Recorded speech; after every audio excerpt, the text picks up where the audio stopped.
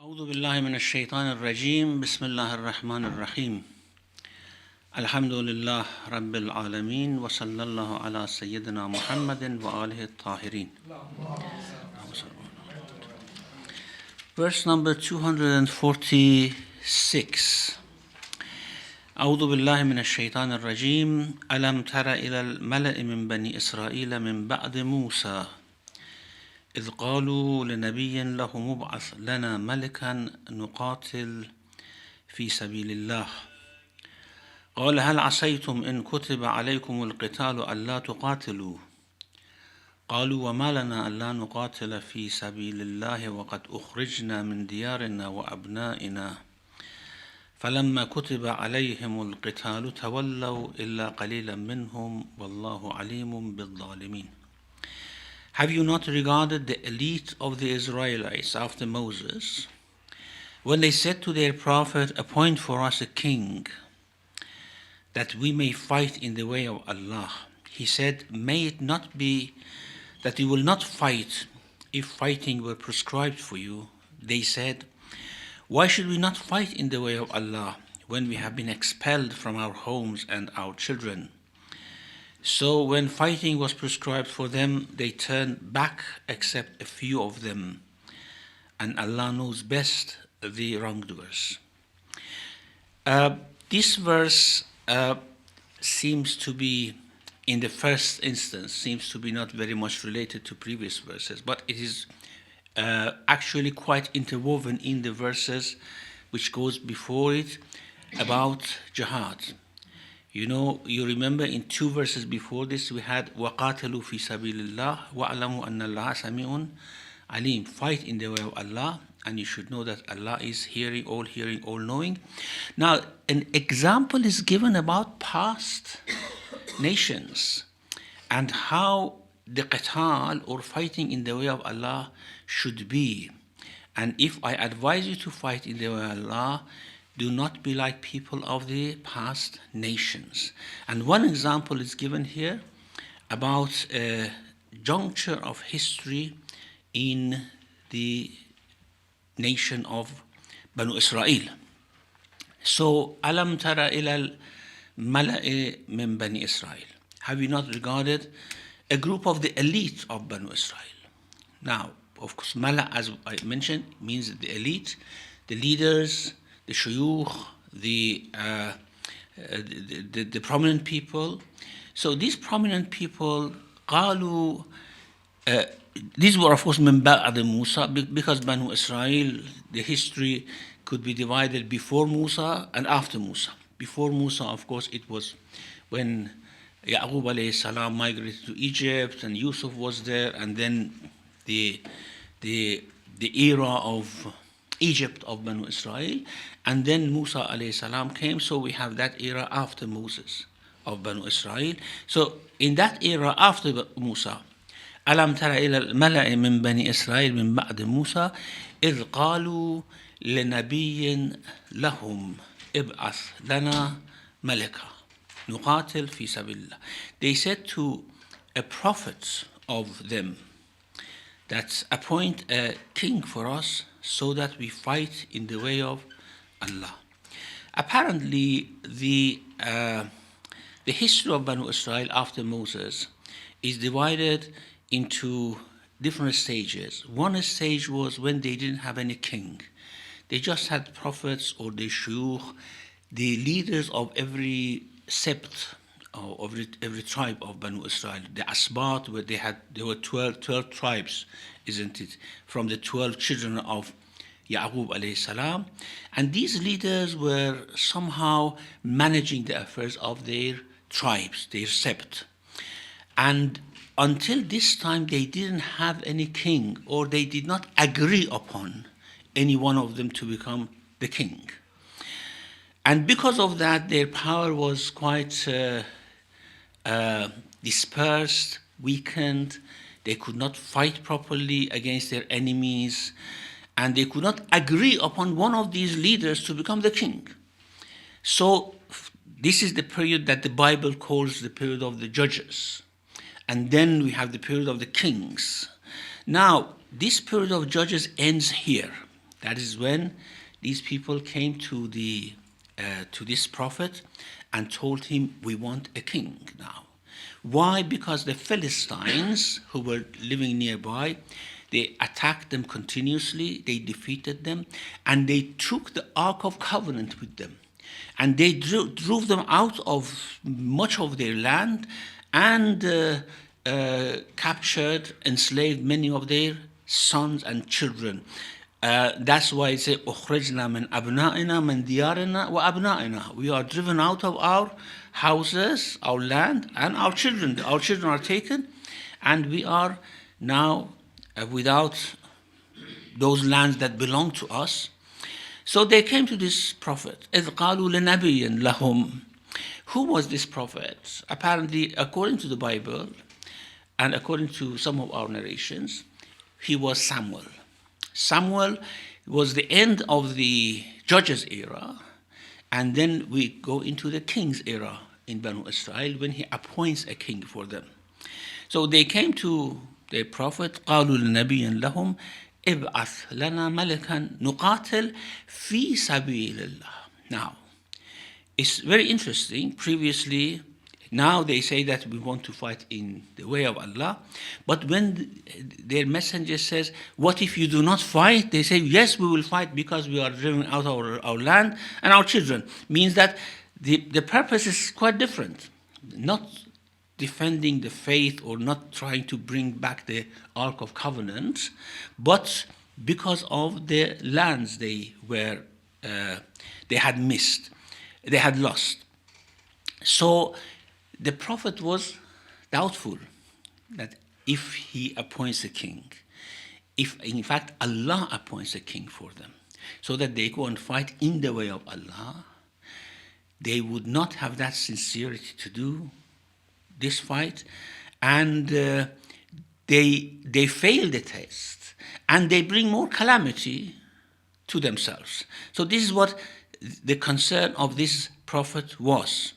So they went to Samuel, and after they were driven out of their land by Philistines, they said, we want a king, you appoint a king. Because we amongst ourselves, we cannot come to a conclusion. ابعث لنا ملكا نقاتل في سبيل الله قال هل عصيتم إن كتب عليكم القتال ألا تقاتلوا. What if the fight is written, is prescribed for you, and you do not fight? في سبيل الله. إن كتب عليكم القتال means if Allah makes it compulsory upon you to go and fight and drive the kuffar away from your lands, and you do not do that. Meaning, up till now, of course, you are like ordinary people. You fight for your land, you fight for your property, you may lose, you may win, that's up to you. But if you are asking me to ask God to appoint a king, and that by that king Allah writes upon you that you have to fight fi sabilillah, what if you do not do that then? You bring more trouble for yourself. Actually, you attract more trouble by not fight after Allah makes it wajib on you. And you do not do that. Then you actually call for more trouble for yourself. Is exactly, we have something in the Quran about Muslims here. And this story is mentioned to bring to the attention of Muslims at the time of the Prophet that if war is prescribed, if jihad is prescribed upon you, and you up till now you are saying that why we don't do anything, our property is confiscated in Mecca, they are doing whatever they want, we are not doing anything, we are just sitting idle. What if Allah writes upon you that you have to fight for your faith and you don't do it? Now listen to this verse in Surah Muhammad sallallahu alayhi wa sallam. وَيَقُولُ الَّذِينَ آمَنُوا, this is about Muslims now. وَيَقُولُ الَّذِينَ آمَنُوا لَوْلَا نُزَّلَتْ سُورَةٌ. They say why a surah is not revealed. Meaning it's not revealed to prescribe for us to go and fight. And this apparently is before Badr, because at the time of Badr, the ayat of jihad came. أذن للذين يقاتلون بأنهم ظلموا. So it is now the permission is issued. Before that, there was no permission for jihad, for fighting. When they were in Mecca, of course, several times they wanted the Prophet to make such a move, and the Quran told them, now, كفوا أيديكم وأقيموا الصلاة. Fold your hands, withdraw, and just do your salat. Don't worry about whatever they are doing. Now that I write jihad for you, I prescribed for you. وَيَقُولُ الَّذِينَ آمَنُوا لَوْلَا نُزَّلَتْ سُورَةٌ. Why? No surah is revealed, allowing us to go and fight. فَإِذَا أُنزَلَتْ سُورَةٌ مُحْكَمَةٌ وَذُكَرَ فِيهَا الْقِتَالِ. And then when a firm surah is revealed, very clearly telling them, you have to go and fight. رَأَيْتَ الَّذِينَ فِي قُلُوبِهِمْ مَرَضٌ يَنْظُرُونَ إِلَيْكَ نَظَرَ الْمَغْشِيِّ عَلَيْهِ مِنَ الْمَوْتِ فَأَوْلَى لَهُمْ. You would see those in whose heart is some illness of doubt, illness of disbelief. They look at you as if they are being driven towards death, if they are soon because of the stoppers of death. فَأَوْلَى لَهُمْ. Death is better for them than this situation. This is exactly what happened at that time, actually. And this prophet, Samuel, was somehow concerned about what the people who had this disease of disbelief, and they had been used to this disease for a long time, would come out and say that, well, we cannot go and fight, we don't have enough power, enough weapons. So he said that قال هل عسيتم إن كتب عليكم القتال ألا تقاتلوا. I fear, the هل عسيتم means I fear. It's probable that if Allah appoints a king and writes for you that you have to go to jihad and fight, you do not do that. Then, of course, now you are in loss of your children and your land. Then you are in disobedience of Allah subhanahu wa ta'ala if you do not do it. قالوا وما لنا ألا نقاتل في سبيل الله. Apparently, these elites or mala, the shuyukh, the leaders of the asbat, they had a hard time to convince the Prophet Samuel to ask God to appoint a king for them. That's why this argument is mentioned here. قالوا وما لنا ألا نقاتل في سبيل الله وقد أخرجنا من ديارنا وأموالنا. Why shouldn't we fight? Our land is taken, our children are taken, certainly we will fight. Now, this certainty which is mentioned here, so categorically we will fight, فَلَمَّا كُتِبَ عَلَيْهِمُ الْقِتَالِ تَوَلَّوْا. When we prescribed qital, fighting for them, they turned away. إِلَّا قَلِيلًا مِّنْهُمْ. Just a few of them. وَاللَّهُ عَلِيمٌ بِالظَّالِمِينَ. Allah, of course, knows best the wrongdoers. Here means that those who didn't go fighting, those who turned back, did it because of the zulm that they were doing before that. Their nafs did not allow them to go. It was not prepared to go for death and to fight in the way of Allah. They were quick in deciding that, yes, we have to have a king, Allah should help us, we go and fight them. But they wanted a very easy victory. Because if Allah appoints a king, well, that king will come like Messiah, like Mahdi alayhi salam, and he will destroy everyone and everything who are our enemies, and we go and get whatever we want. No, Allah said you have to go and fight for it under this king, of course. And therefore they turned away. They did not expect such a harsh endeavor that they had to, effort that they had to put forward there. So, فَلَمَّا كُتِبَ عَلَيْهِمُ الْقِتَالِ تَوَلَّوْا. This is, of course, what eventually happened. However, the conversation continues, and a king is appointed for them to go fighting. وَقَالَ لَهُمْ نَبِيُّهُمْ. After this long discussion between them and the prophets actually being reluctant, they being insistent, وَقَالَ لَهُمْ نَبِيُّهُمْ إِنَّ اللَّهَ قَدْ بَعَثَ لَكُمْ طَالُوتَ مَلِكًا. The Prophet said to them, Allah has appointed Talut, Saul, as king for you. So this Talut in the history of Banu Israel is the first king of Banu Israel. As before that, there was no king in Banu Israel. There were these judges and prophets and whoever leaders of the Asbat. And then Talut came. Then the second king was David. Then the third king, Solomon. And it's when the era of the kings started with this sort of request that they made from made towards Samuel. وقال لهم نبيهم إن الله قد بعث لكم طالوت ملكا. Allah has appointed Talut as a king. Now the first thing is that why Talut?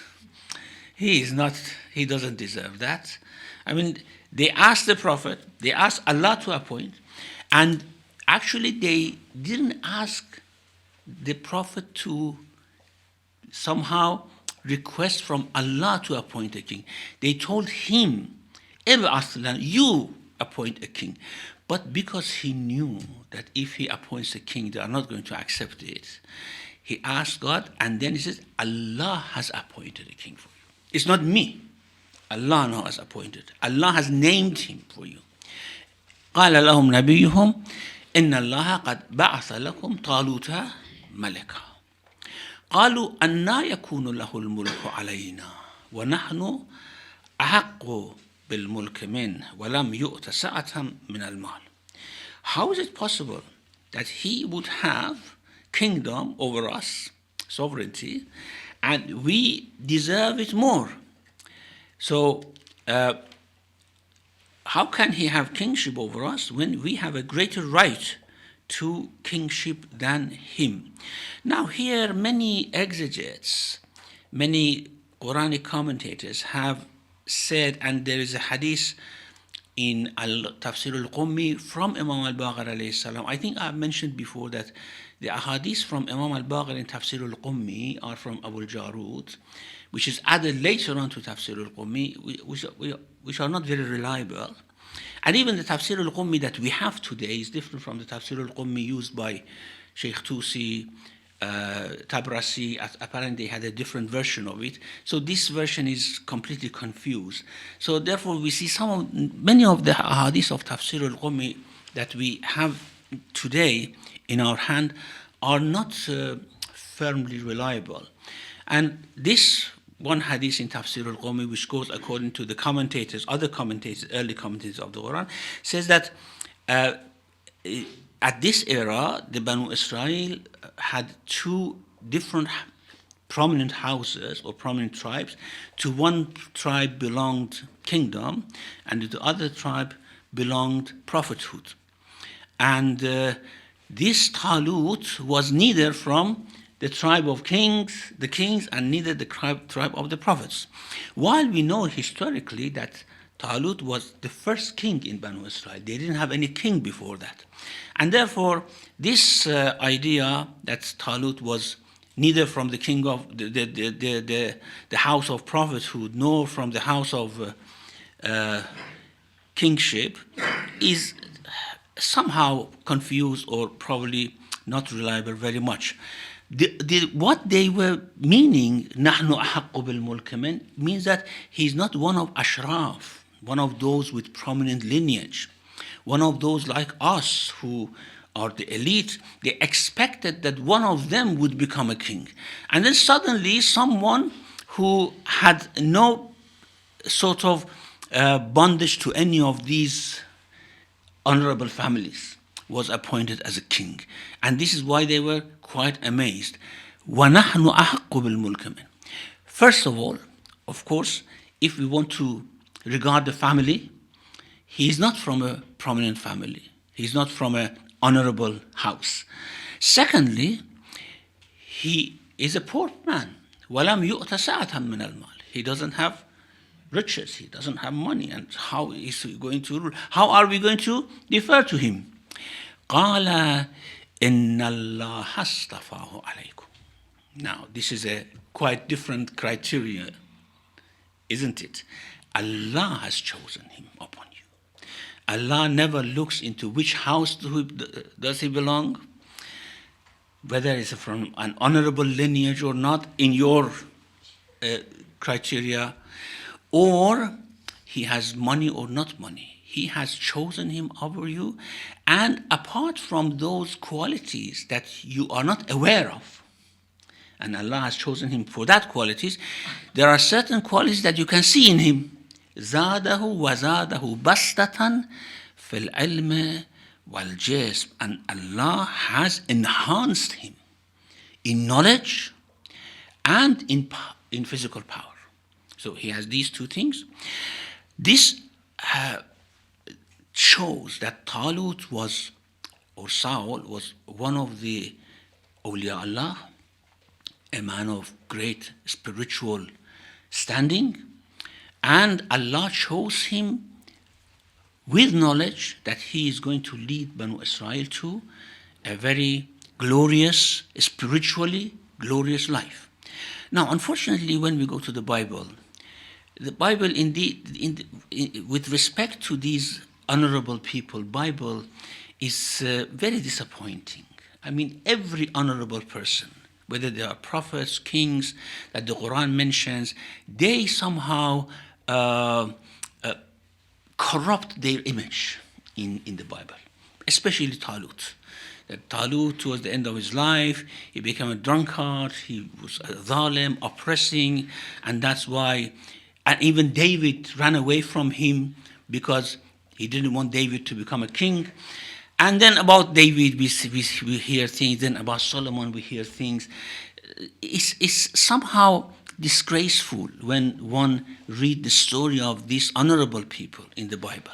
While in the Quran, when you read these stories, you feel really enhanced in your spirituality, thinking that what honorable man lived from Banu Adam. We are Banu Adam, isn't it? There's no difference. We think that Allah has given them much extra blessing, but sometimes it's the same, except of course for very exceptional people. They are Banu Adam, we are Banu Adam. Allah has blessed us, has blessed them, and we have free will that we can move towards these people. And as I said, unfortunately, in the Bible, it makes it want to feel that, well, even if we do all these corruptions, all these evil things, it doesn't matter, because these honorable people did that as well. They commit adultery, they oppress people. So if they do it, we can do it. This is the justification that one finds. While when we read these in the Quran, we say that, no, if they could make it to such a position and station, we should be able to make it as well. So it's completely opposite somehow. So, وَزَادَهُ بَسْطَةً فِي الْعِلْمِ وَالْجِسْمِ وَاللَّهُ يُؤْتِي مُلْكَهُ مَنْ يَشَاءُ. Allah gives his kingdom to whoever he wishes. Now here, there is a problem. وَاللَّهُ يُؤْتِي مُلْكَهُ مَنْ يَشَاءُ. Allah gives his kingdom to whoever he wishes. And we have in other verses, قُلِ اللَّهُمَّ مَالِكَ الْمُؤْتِ تُؤْتِ الْمُلْكَ مَنْ تَشَاءُ وَتَنْزِعُ الْمُلْكَ مِمَّنْ تَشَاءُ وَتُعِزُّ مَنْ تَشَاءُ وَتُذِلُّ مَنْ تَشَاءُ. You give kingdom to whoever you wish. You take away kingdom from whoever you wish. And this would have become a sort of concept for justifying the kings who were oppressors, usurpers, usurped the kingdom from those who deserved it, or acquired it by bloodshed, by force, by unjust conquest. And they say, well, وَاللَّهُ يُؤْتِي مُلْكَهُ. Allah gives kingdom to whoever he wishes. Now here, one very interesting sort of linguistic point is that وَاللَّهُ يُؤْتِي مُلْكَهُ, his kingdom. His kingdom is different from the kingdom that we know on the earth. His kingdom is a blessed kingdom, is a kingdom where the king, like David, like Solomon, like Prophet Muhammad, peace be upon him. Well, of course, we do not call him a king because he never called himself a king, but he had the power of a king, isn't it? He had the power of a king. And these are actually the people who are given mulkullah, the kingdom of Allah, because of their knowledge, because of their spiritual qualities, because of the good will that they have towards all people. Other people may find kingdom, and of course everything in this world is in the hand of Allah, but Allah would never ever is happy with their kingdom, never wants them to usurp the kingdom from others, like Banu Umayyah, for example. They usurped kingdom from Ahlul Bayt alayhimus salam. Now, will Allah say, I have given this kingdom to them? No, Allah gave the kingdom to Ahlul Bayt alayhimus salam, whether spiritually or in terms of politics or whatever, but they usurped it. So that's not the case that we say, Wallahu yu'ti mulkahu man yasha, and they have no right to say that Allah has given us this kingdom, so who's going to challenge us? About this kingdom, in Surah An-Nisa, verse 54, when the Jews were actually challenging the Prophet, that you do not have any right to your claim because you are not from the Jewish blood, he says, أَمْ يَحْسُدُونَ النَّاسَ عَلَى مَا آتَاهُمُ اللَّهُ مِنْ فَضْلِهِ. Do they envy people? Do they feel jealous towards people that why Allah has given them His grace, His blessing? فَقَدْ آتَيْنَا آلَ إِبْرَاهِيمَ الْكِتَابَ وَالْحِكْمَةَ وَآتَيْنَاهُمْ مُلْكًا عَظِيمًا.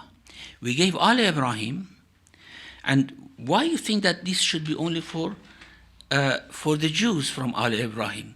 We have given this kingdom to Al Ibrahim. That's true. This is the spiritual kingdom that Allah has given them. But this, you think that this should only be in Al Yaqub. Why? Why not in Al Ismail? That only in Al Ishaq. Why not in Al Ismail? We have given, yes, true, we have given this kingdom, this spiritual kingdom, to Al Ibrahim. So it doesn't mean that Al Ibrahim, whatever they do, whether they are oppressors, Allah has given them that kingdom. No. فَقَدْ آتَيْنَا آلَ إِبْرَاهِيمَ الْكِتَابَ وَالْحِكْمَةَ.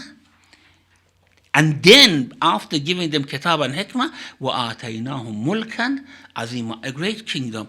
So this kingdom on the earth belongs to Al Ibrahim, whether from Ishaq or from Ismail, whether from Yaqub or from the lineage coming down to Prophet Muhammad, peace be upon him. And this is what the mulk that Allah gives to whoever He wishes. Wallahu yu'ti mulkahu man yasha.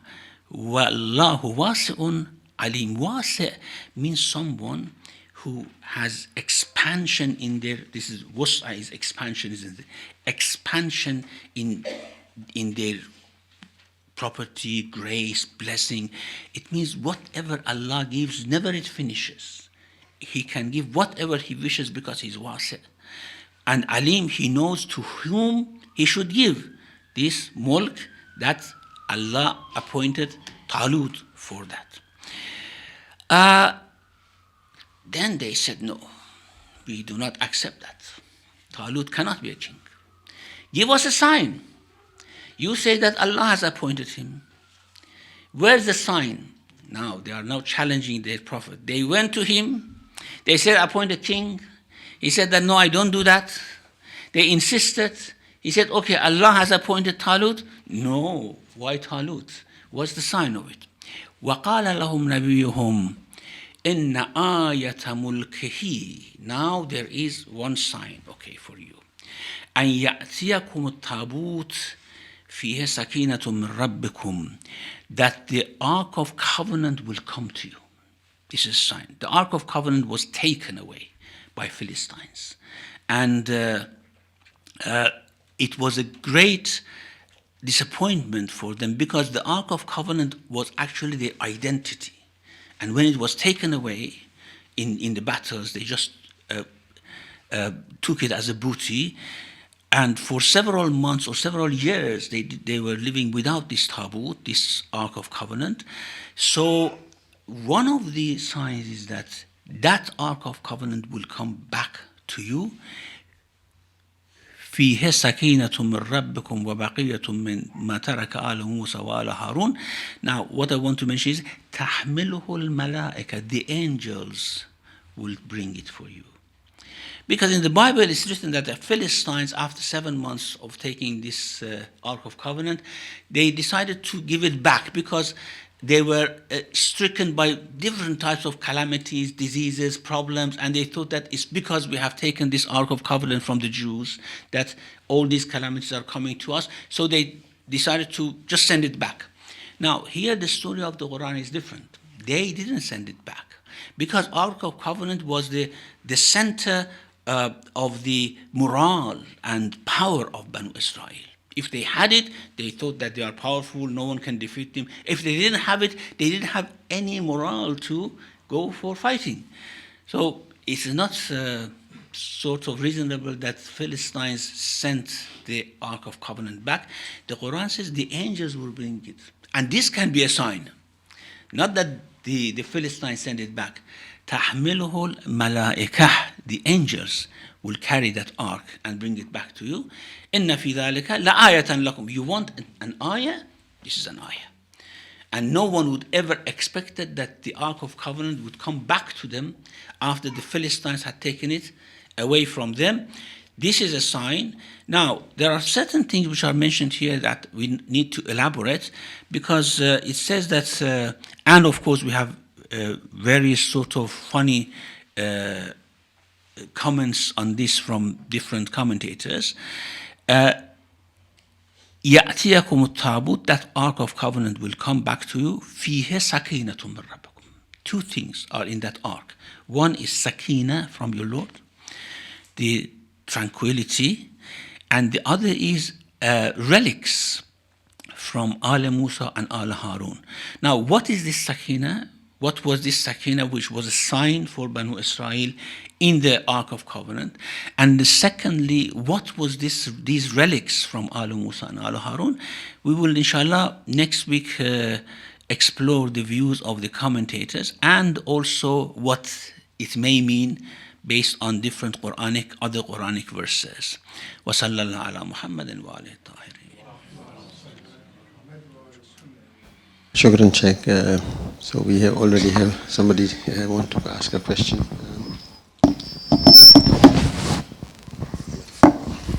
Shaykh, you mentioned that there were the period of the judges and the period of the kings. And in the period of the judges, were there any prophets at the time, one or many more? And what I don't understand is, why did they need kings when they had prophets? Did the prophet not become their king? No, they did. The prophets never actually claimed kingdom over them. And because the prophets were from different asbat, different tribes, the other tribes did not defer to them. In a sense, there were many prophets actually. In different asbat, there were many prophets, and the Quran mentions that we believe in whatever was revealed to Ibrahim and Ishaq and Yaqub and Asbat.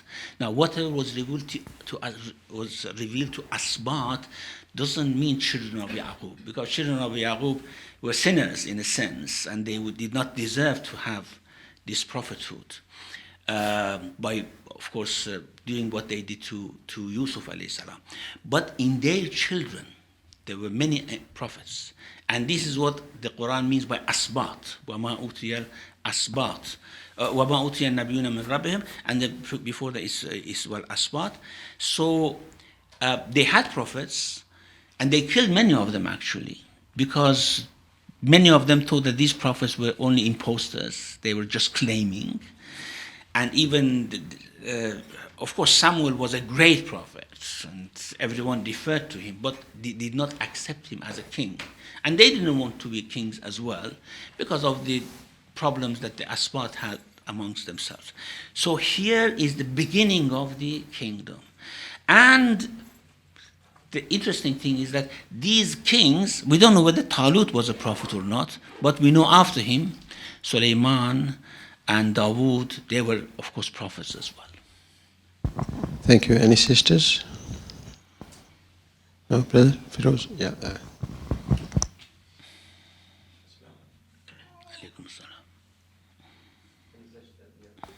Assalamu alaikum. Thank you very much. You mentioned the Ark of Israelites. Was it a document? Was it like the tablet of the thing? Why was it so important? Was it some, describe it?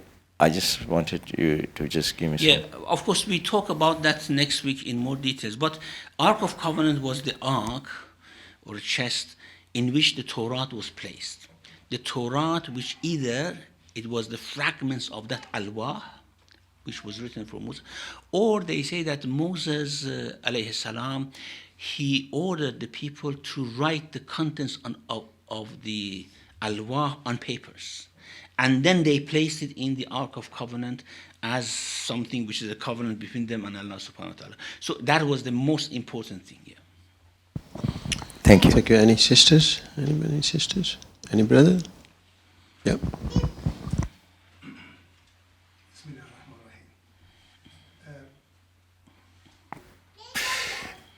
Surah Al-Baqarah is fascinating. Surah, it covers all aspects of life, started with talaq, jihad, and Bani Israel. No wonder. All aspects of life is starting with talaq. I mean, it's quite comprehensive topics and aspects of life. That's what I was getting to. Yeah. And the other point, we won't be surprised what Bani Israel are doing today in Palestine. They were troublesome people then, and they're troublesome now. My question is, how is it for Bani Israel? They are struggling for power, struggling for existence, struggling for rights, and demanding whatever they can get their hand into, back then and now. But other tribes have gone through it, for example, Christianity, Muslims, and so on, and they're not into the same, if you like, drive, into the same motive as the Bani Israel.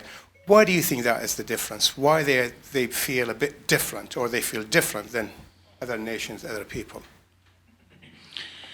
Well, I mean, in different stages of history, we have to deal with this differently. And in our era, we know that, of course, they were victimized during at the beginning of the 20th century. And that victimization led to lots of sympathy for them. And now in Israel, I'm not talking about all the Jews, but in the state of Israel and the Zionists, they are somehow taking advantage, or they are misusing that sympathy which went to them because of that victimization in the beginning of the 20th century. And we know that they are oppressing now other people and using that victimization as a pretext for that, which is not acceptable, of course. I mean, because I'm oppressed, it doesn't mean that I have the right to oppress. And this is what we see now. Of course, during the history, different stages should be judged and discussed differently. Yeah. Thank you. Any sisters? Any brother? Yeah. Thank you. Assalamu alaikum, Sheikh. My question was, I've just read some of the translation of the Quran in English. I was wondering, where can I find, and is there a difference between Shia sources and Sunni sources of tafsir? Like, is there a difference between the tafsir, and where can I find Shia sources for tafsir? You can. Tafsir or translation? Translation, Yeah. I think, or tafsir. Well, you know, I'm not sure. mostly there is not much difference, except in certain ayat, which has been historically a matter of difference of opinion between Shia and Sunni, like Ayatul Tathir, Ayatul Wilaya. These are the main things. Otherwise, there isn't much difference. However, there's great difference between the exegetes themselves, whether Sunni or Shia, in the way they understand and they explain these verses. Some of them are very brilliant in that. Some of them are very much rooted in certain traditions which are not very much reliable. But as long as translation is concerned, I think this translation published by Ali Quli Qarai is one of the best and most accurate translations and most fluent ones. All translations, especially some of the translations done by Orientalists, like, for example, of course, Richard Bell is very old, and it's interesting, when he translated the Quran, he said, in the introduction, he says that the Quran is just a compilation of statements which are not related to each other at all. It's just scattered. And apparently he did not understand the relation of the verses with each other. And as such, the translation became something really bland. But Ali Quli Qarai's translation is very good, if you want a reliable translation. And he's a Shia, just related to your question. Thank you. Any sisters? So continuing from that, can you throw some light on the good tafsir, the exegesis of the Quran? And also, can you comment on Sheikh Nasr Hussain? I think I've asked you once, and I find that very, very easy to digest, because some of them are quite in Sheikh Nasr Hussain. Yeah, Hassan Nasr. Oh, Hussain Nasr, okay. Yeah. Said Hussain Nasr. That is annotated Quran rather than a commentary. I mean, some of the verses are annotated and given some explanation. It's very good. It's very good. Of course, it's not written by Sayyid Hussain Nasr. He is just supervising it. That's right. Chief editor-in-chief. It is mainly written by this Hoja scholar, Rostam something. I don't remember the name now. But yeah, it's very good. But it's not a sort of comprehensive tafsir. The Al-Mizan is very good, but very deep, very elaborate. Some of the concepts he raises and some of the explanations he gives based on putting different verses of the Quran together is quite new, unprecedented. You cannot see that in any other tafsir. And many volumes of it has been translated, and I think this Mizan institution in Australia is continuing to translate many of its volumes. This is, I think, the best one. Yeah. Thank you. Brother? Yes. Safran? Sheikh, you were mentioning how in the Bible they've really polluted the characters of their awliya. And can you draw a parallel between what their rabbis or whatever did and the Muslimin after the Prophet did with 100 years prohibition of hadith and all the fabrication against the Prophet's family? You can look and see the kind of slanders they've done against Imam Hassan and others. And why is it their mud then stuck? But whereas in this case, still, despite all that state propaganda, it hasn't stuck. People don't think like that about Ayyim alayhimus salam.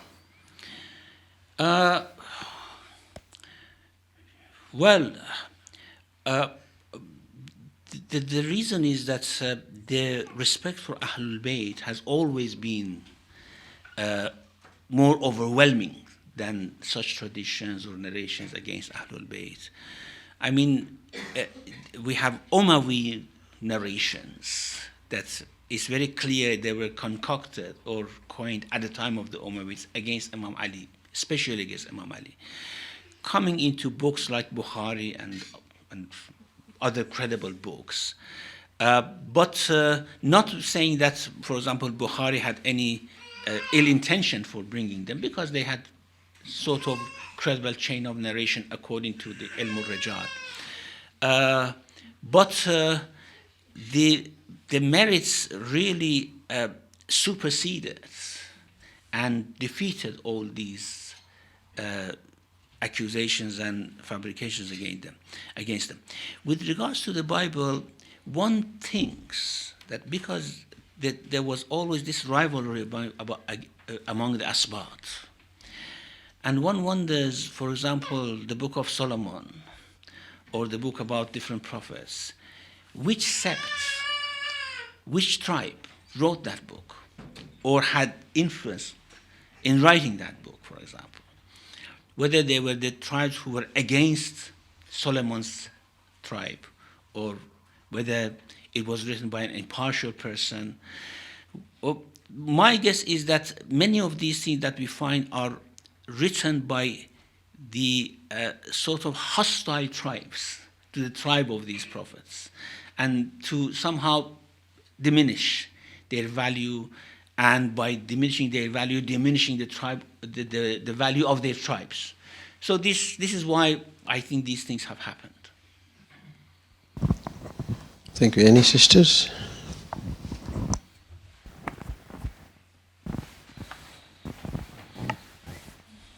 Assalamu alaikum, Shaykh. So you previously mentioned how the Bible portrays some characters negatively, but isn't the Bible revealed from God, or do you mean the Reformed version?